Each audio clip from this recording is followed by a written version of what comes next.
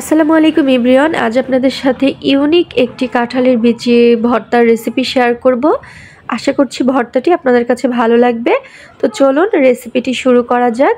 কাঁঠালের বিচিগুলো আমি ধুয়ে পরিষ্কার করে নিয়েছি। আর আজকে কাঁঠালের বিচিগুলো কিন্তু আমি সিদ্ধ করে ভর্তা করব না। কাঁঠালের বিচিগুলো আমি লো আঁচে ভেজে নিয়ে তারপরে সিদ্ধ করে নিব। কিছুক্ষণ ঢাকনা দিয়ে ঢেকে ভেজে নিলে কিন্তু কাঁঠালের বিচিগুলো সিদ্ধ হয়ে যাবে।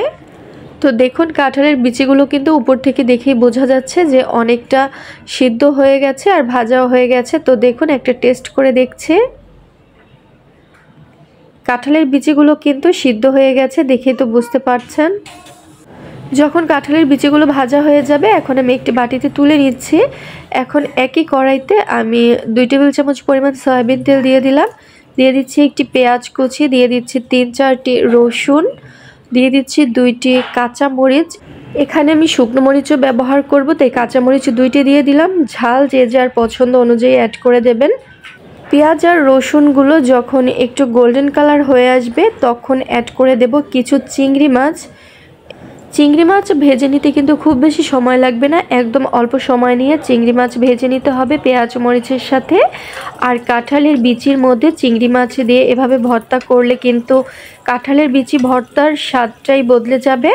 আশা করছি আপনারা একবার হলেও ট্রাই করবেন।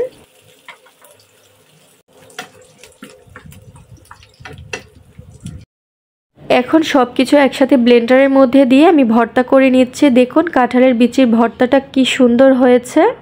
হাত দিয়ে ধরে নিচ্ছি, দেখুন হাত দিয়ে মুঠো করে নিলেই কিন্তু খুব সুন্দরভাবে মুঠ পেকে যাচ্ছে। ভর্তার মধ্যে কিন্তু খুব সুন্দর একটি বাইন্ডিং চলে এসেছে। ভর্তা বানাতে একটুও পানি ব্যবহার করা হয়নি। দেখুন কত সুন্দর মুঠ পেকে যাচ্ছে। আমরা পাটায় বেটে যে কাঁঠালের বিচিটা ভর্তা করি সেখানে কিন্তু অল্প পরিমাণে পানি ব্যবহার করা হয়, তারপরে কিন্তু এরকম বাইন্ডিং আসে। তবে এই ভর্তাটি কিন্তু দেখুন ভর্তা করে নেওয়ার পরে হাত দিয়ে মুঠো করে নিলেই কিন্তু খুব সুন্দরভাবে মুঠ হয়ে যাচ্ছে। পানি দেওয়া ছাড়া যদি এরকম ভর্তার মধ্যে বাইন্ডিং চলে আসে তাহলে সেই ভর্তার টেস্ট কিন্তু আরও বেড়ে যায়। আপনারা একবার হলেও ট্রাই করবেন, তাহলেই বুঝতে পারবেন। আশা করছি রেসিপিটি আপনাদের কাছে ভালো লেগেছে। আজকের মতো এখানেই বিদায় নিচ্ছি। সবাই ভালো থাকুন। আল্লাহ হাফিজ।